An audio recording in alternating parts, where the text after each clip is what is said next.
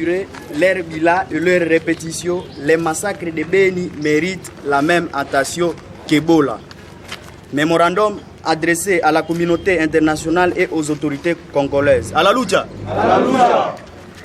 Aujourd'hui, le 1er août, l'épidémie d'Ebola, c'était incertain, le 1er août, l'épidémie en virus d'Ebola avait été déclarée à Mangina dans la région de Beni.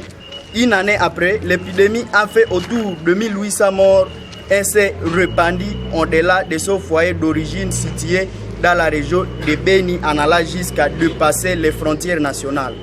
En faisant un nombre aussi important de victimes en si peu de temps et en se répandant aussi rapidement, l'épidémie actuelle est à ce titre une crise majeure et qui nécessite une mobilisation à tous les niveaux. Nous sommes heureux que l'actuelle épidémie d'Ebola ait été déclarée par l'Organisation mondiale de la santé comme une urgence de santé publique de portée internationale.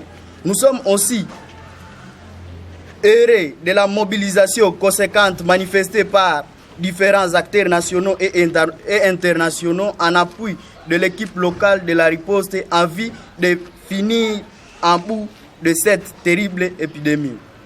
La lutte tient à cet effet à remercier les organisations internationales, les ONG internationales et nationales, les gouvernements congolais, les responsabilités, les scientifiques qui ont apporté un appui financier, matériel, technique, politique ou scientifique aux équipes engagées à combattre cette terrible épidémie dans notre communauté. À la lucha. L'actuelle épidémie d'Ebola dans la région de Beni offusque un autre drame aussi dangereux et horrible, l'insécurité. En effet, depuis maintenant 5 ans environ, 4000 personnes ont été tuées, de milliers d'autres kidnappés, des villages, un véhicule brûlé, des biens pillés, un consort. Récemment, encore 25 personnes ont été tuées en seulement 6 jours. C'était du 19 juillet au 24 juillet, au cours d'une série d'attaques armées dont les auteurs ne sont pas connus avec exactitude. Contrairement à l'épidémie d'Ebola, les drames sécuritaires ne connaissent aucune attention particulière de la part de la communauté internationale et des autorités congolaises. Les victimes et rescapés de ces drames sont simplement oubliés et délaissés par les ONG, les organisations internationales et les autorités congolaises. Pourtant, l'instabilité sécuritaire est non seulement une des causes principales de la méfiance de la communauté vis-à-vis de moyens déployés contre Ebola, mais aussi limite les activités de prévention contre la propagation de l'épidémie dans la communauté. On ne peut donc véritablement prétendre combattre Ebola sans porter attention à la sécurité dans la région des policières. Il a rencontré aussi la société civile et je dois dire que ce que vous dites est ce que les autres ont dit.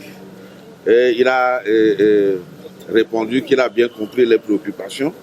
Il va retourner voir les autorités de la MONUSCO et les autorités nationales pour que les dispositions soient prises pour s'attaquer à la question de l'insécurité, notamment la question de EDF et des Maïmaï. Les Maïmaï, vous savez, eux, ils sont du milieu, donc il est question de prendre langue avec eux pour leur demander de se démobiliser. Ceux qui veulent aller dans l'armée iront dans l'armée, ceux qui veulent aller dans la vie civile vont aller dans la vie civile. Donc, je dois dire que vos problèmes sont pris en compte par la MONUSCO et j'espère que dans les prochains jours, ce que nous souhaitons tous, des actions concrètes seront menées pour chercher